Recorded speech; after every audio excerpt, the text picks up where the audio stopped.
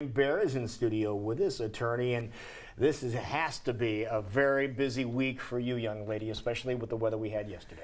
Yeah, whenever the weather gets bad, we've got a weather storm, an ice storm, something like that, then we've got lots of fender benders, so we've got lots of people calling in saying, hey, I've had a car accident, what should I do? And so I thought maybe we'd talk about that today. That'd be perfect timing. Yes. So, if you have a car accident and you're really not hurt, maybe you only go to see the doctor once or maybe even twice, you probably don't need to hire a lawyer. As long as liability is clear, it was caused by the other person, then it's something that you can probably negotiate yourself with the insurance company. The tips I would give you or would give somebody in that situation is, number one, make sure that you remember that you're going to have to pay back your medical bills. That's a big one. That is a big one. May not realize that. They may not realize that. So you want to factor that in. And when I say pay back your medical bills, if health insurance paid it, it'll be health insurance. It'll be Blue Cross or United Healthcare or whoever it might be is going to come knocking saying, hey, we need to be paid back. Now, this is if you get money from the insurance company because of your accident. Yeah. So if you get money from the car insurance company, then the health care insurance company wants to be paid back. They want to be reimbursed. They want to be reimbursed. So just factor that in. The other thing is don't settle too quick. We are seeing nowadays, especially because we're seeing a lot of concussions, and I don't think it's because there's more concussions. I think people are more aware of it. And concussions can take 2 to 3 weeks to kind of manifest. I mean, a lot of times people are saying, I just don't quite feel right. I think maybe I'm in shock or I'm a little shook up. And, maybe they're having some dizziness, maybe they have some nauseousness, maybe they're having difficulty finding words, that type of thing. And so if you're going to handle the car accident case yourself, make sure that you just wait and that you make sure you're okay. So now, when do you need an attorney? What I would recommend is if you've had some serious injuries or you've got quite a bit of medical bills and you've had some medical treatment, because hiring an attorney means that the attorney can negotiate with the healthcare company. So we can negotiate and try and get those liens knocked down. Usually we can at least get them knocked down by a third.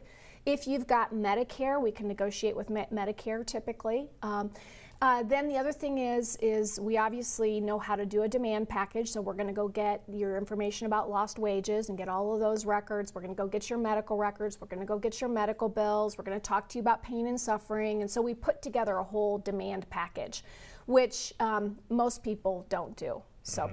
Right. So we negotiate because you're that. experienced at it. Yeah, we're experienced at it. We know how to do it. We do wait until you're done treating. And then there are all sorts of claims that people don't think about. I mean, if you're married, has your spouse had to go do all the grocery shopping because you've been laid up? Or has your spouse had to do all the yard work and that's something you normally do? But isn't there a certain amount of time that you would need to get this done by? So 2 years. So you have 2 years. 2 years. Yep, that's a great question, Jackie. It's 2 years from the time of the accident. So, but one of the things that lawyers know about that people usually don't is you also may have a claim for loss of consortium, your spouse or your children.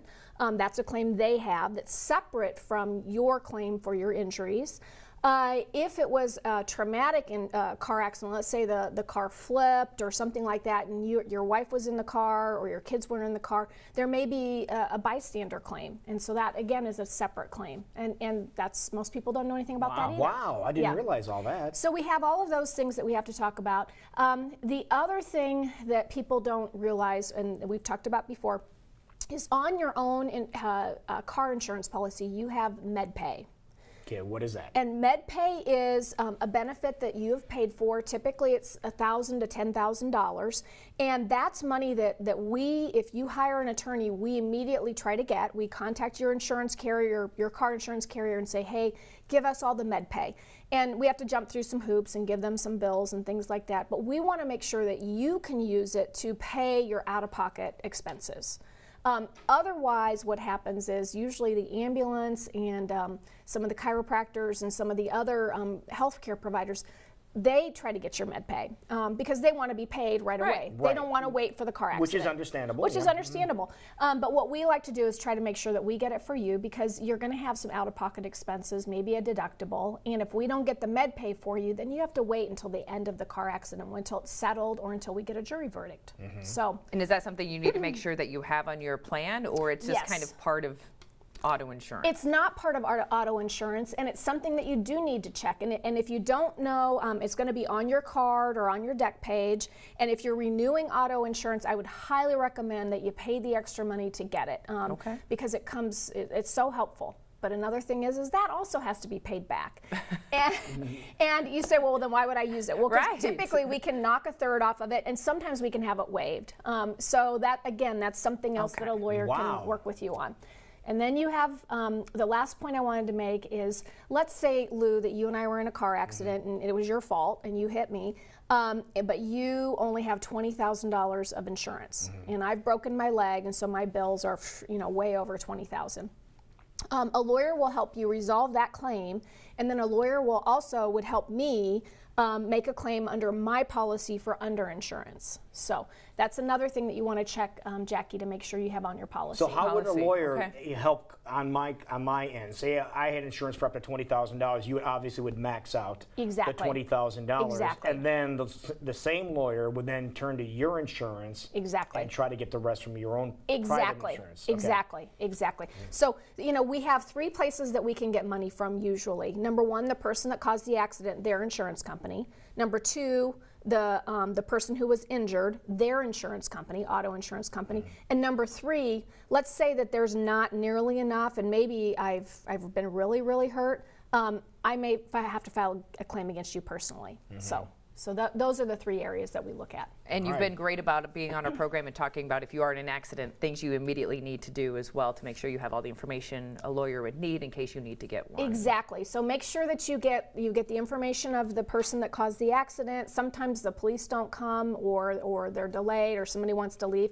And please, please, please, at least get one witness. I mean, if somebody pulls over and stops, you wouldn't believe the number of times that it's clear that somebody's been rear-ended, and then later the person who caused the accident said, oh, no, you pulled out in front of me. And so the story changes. And having a witness is great. So you need to get the information from everybody involved. You need to get the information from everybody that's involved. Use your phone. Take some photos. So those are all helpful. Now, what about what you say immediately after an accident? I'm sure that could come back to haunt you. Right. So you don't ever want to admit fault. It's perfectly fine to say, are you okay? Do you need me to call an ambulance if I caused the accident? You usually don't want to say, you might want to say, well, I'm not really sure. I don't know how I feel. If right after the accident, if I hit you, my insurance carrier is going to start calling you because they want to get your statement. And they're immediately going to say, so Lou, how are you feeling? And you have to remember that whiplash usually takes 24 to 48 hours to kick in. We just talked about a concussion can take a couple of weeks. So you never want to say, oh, I'm fine, because that's going to be used against you later. Yeah, you said you were fine, now all of a sudden. Exactly. And you're really hurt, but they're going to use that against you, and they're going to say, oh, see, you're just making stuff up. So you don't ever want to say, I'm fine. You can certainly say, I'm just not sure, I'm going to wait and see. Or you don't even have to talk to them. I mean, if it's a case where you've really been hurt, you can just go hire a lawyer, and the lawyer will handle it.